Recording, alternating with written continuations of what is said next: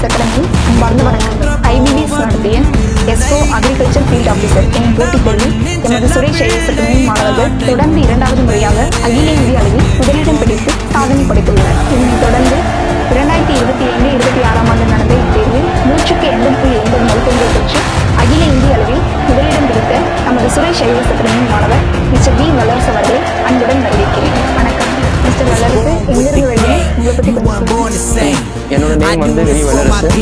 நான் தான் IBPS SO agriculture field ஆஃபீஸில் ஆல் இந்தியா ரேங்க் 1 எடுத்திருக்கேன். என்னோட மெயின்ஸ் மார்க் வந்து 48 அவுட் ஆஃப் 60. நான் வந்து ஓவராலாக 80.80 மார்க் எடுத்திருக்கேன். இது வந்து எனக்கு ரொம்ப ஹாப்பியாக இருக்குது. ஆல் இந்தியா ரேங்க் எடுத்திருக்கேன். நான் மெயின் ரீசனே என்னோட அப்பா அம்மாவும் சுரேஷ் ஐஏஎஸ் அகாடமி அந்த ராஜா சார், இவங்க எனக்கு ரொம்ப ஹெல்ப்ஃபுல்லாக இருந்தாங்க. நான் வந்து என்னோட நேட்டிவ் வந்து சேலம் டிஸ்ட்ரிக்ட். நான் வந்து சிறுவச்சூர் ஒரு சின்ன கிராமத்துக்கு வந்திருக்கேன். எங்கள் அப்பா வந்து ஃபார்மர், அம்மா வந்து ஹவுஸ் ஒய்ஃப்.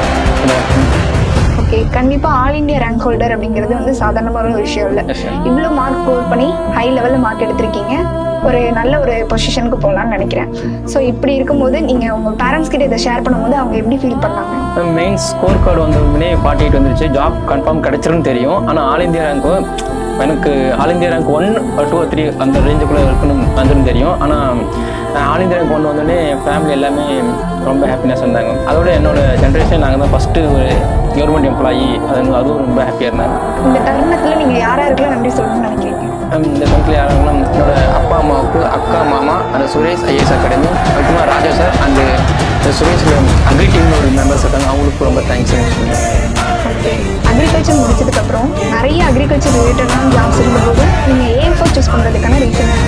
என்னோட ஃபேமிலி பேக்ரவுண்ட் வந்து ஃபார்மிங். ஸோ அதனால் அக்ரி எடுத்து முடிச்சோடனே எனக்கு ப்ரைவேட் செக்டார்லேயும் கவர்மெண்ட் செக்டார்லேயும் ஜாப் இருக்குது. அதில் கவர்மெண்ட் செக்டார்லாம் போகணும்னு எனக்கு ஒரு எய்ம் இருந்தது.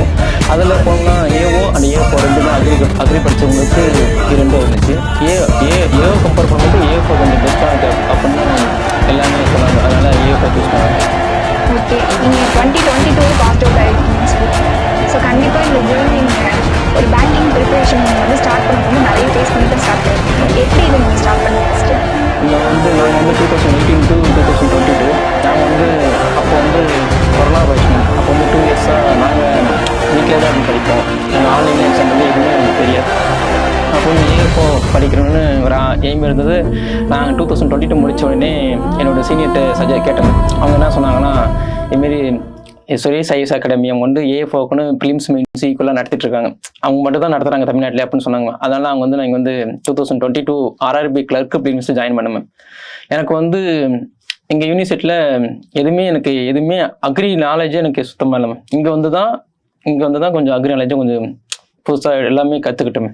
எல்லாம் எடுத்து கற்றுக்கிட்டேன். ஓகே, கண்டிப்பா உங்க ஜேர்னில கண்டிப்பா சுரேஷ் அகாடமி ஒரு ரோல் பண்ணியிருக்காங்கன்னு தெரியுது. ஸோ அவங்களோட உறுதுணை எப்படி உங்களோட ஜேர்னில இருந்துச்சு? அவங்க எந்த அளவுக்கு உங்களுக்கு உறுதுணையா இருந்திருக்காங்க?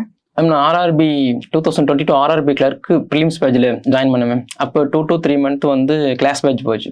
கிளாஸ் பேட்ச் முடிச்ச உடனே டெஸ்ட் பேட்ச் ஸ்டார்ட் பண்ணிட்டாங்க மேம். ப்ரிலிம்ஸுக்கு டெஸ்ட் பேட்சும் மெயின்ஸ் ரெண்டுமே இருந்தது. இப்போ ஏஎஃப்ஓக்குனா ப்ரிலிம்ஸும் மெயின்ஸ் ரெண்டுமே இருக்குமே.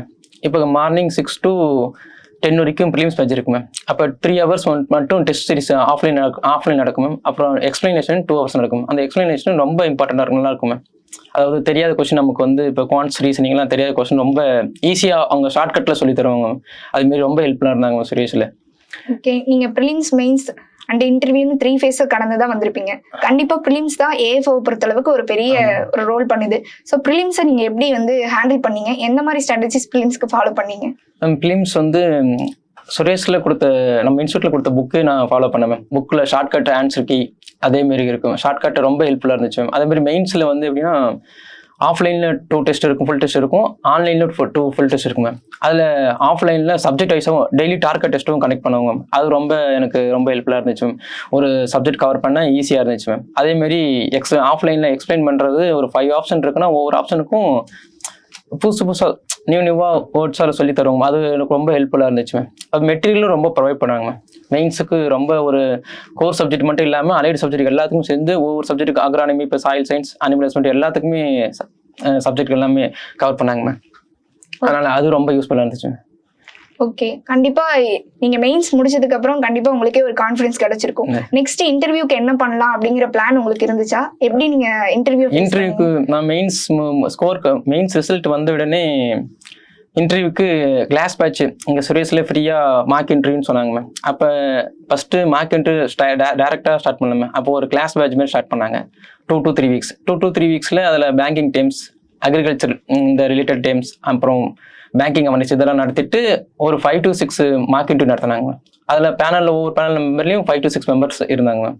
அவங்க நம்ம மெயின் மார்க் இன்டர்வியூ மாரி அங்கேயே நடந்துச்சு மேம். அங்கே என்ன கொஸ்டின் எனக்கு வந்து மெயின் மார்க் இன்டர்வியூல என்ன கொஸ்டின் கேட்டாங்களோ அதே கொஸ்டின் சார் இங்கே கேட்டாங்க அதேமாரி.